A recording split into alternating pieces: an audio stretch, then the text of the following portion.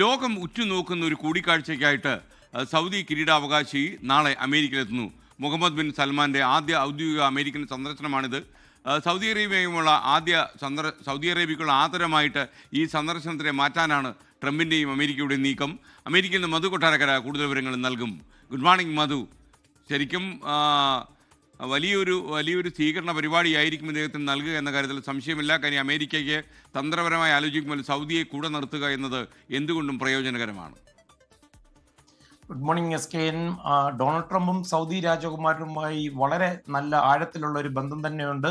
ഈ ആഴ്ച അമേരിക്കയിലെത്തുന്ന സൗദി രാജകുമാരന് വൻ സ്വീകരണമായിരിക്കും US പ്രസിഡന്റ് ഡൊണാൾഡ് ട്രംപ് ഒരുക്കുക. സൗദി രാജകുമാരൻ മുഹമ്മദ് ബിൻ സൽമാൻ രാഷ്ട്രത്തലവനല്ലാത്തത് കൊണ്ട് ഔദ്യോഗിക തലത്തിൽ ഈ സ്വീകരണം ഒരുക്കുന്നതിൽ വൈറ്റ് ഹൗസിന് ചില പരിമിതികളുണ്ട്, സാങ്കേതിക തടസ്സങ്ങളൊക്കെയുണ്ട്.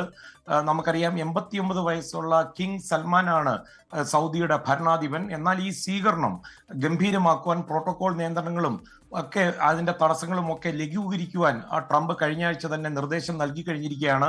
ഇത് വെറും ഒരു കൂടിക്കാഴ്ച ആയിരിക്കില്ല, അതുക്കും മേലെയാണെന്ന് ട്രംപ് കഴിഞ്ഞ ആഴ്ച തന്നെ അത് പറഞ്ഞു കഴിഞ്ഞിരിക്കുകയാണ്. ചൊവ്വാഴ്ച രാവിലെയാണ് അദ്ദേഹത്തിനുള്ള സ്വീകരണവും അതുപോലെ വൈകുന്നേരം വൈറ്റ് ഹൗസ് നൽകുന്ന പ്രത്യേക അത്താഴവും ഒരുക്കുന്നുണ്ട്. ഇസ്രയേലുമായിട്ടുള്ള സൗദിയുടെ നയതന്ത്ര ബന്ധം സാധാരണ നിലയിലാക്കുന്ന അബ്രഹാം അക്കോർഡ്സ് അഥവാ ആ ഉടമ്പടികൾ ഈ ചർച്ചയിലെ ഒരു പ്രധാന വിഷയമാകുമെന്ന് ഡൊണാൾഡ് ട്രംപ് പറഞ്ഞു കഴിഞ്ഞു. സൗദി അറേബ്യ വളരെ പെട്ടെന്ന് തന്നെ അബ്രഹാം കരാറുകളിൽ ഒപ്പുവെക്കുമെന്നും ഡൊണാൾഡ് ട്രംപ് പ്രതീക്ഷിക്കുന്നു. ഇത് മാത്രമല്ല SKN, കഴിഞ്ഞ പ്രാവശ്യം ഡൊണാൾഡ് ട്രംപ് സൗദി സന്ദർശിച്ചപ്പോൾ ഇരു രാജ്യങ്ങളും തമ്മിൽ നടത്തിയ വ്യാപാര ചർച്ചകളും അതുമായി ബന്ധപ്പെട്ടുള്ള ചില കരാറുകളും ഒപ്പുവെക്കുമെന്നും പ്രതീക്ഷിക്കുന്നുണ്ട്.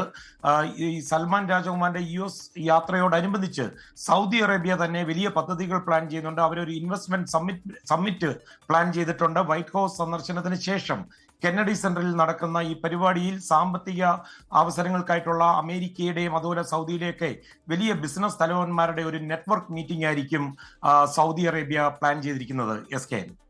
ഓക്കെ, താങ്ക് യു മധു കൊട്ടാരക്കര. ലോകത്തെവിടെയായാലും ഏത് സമയത്തും 24 വാർത്തകളും ഓഗ്മെന്റഡ് റിയാലിറ്റി പാക്കേജുകളും എക്സ്പ്ലെയിനറുകളും വിശദമായി കാണാൻ ഞങ്ങളുടെ യൂട്യൂബ് ചാനൽ നിങ്ങൾക്ക് സബ്സ്ക്രൈബ് ചെയ്യാം.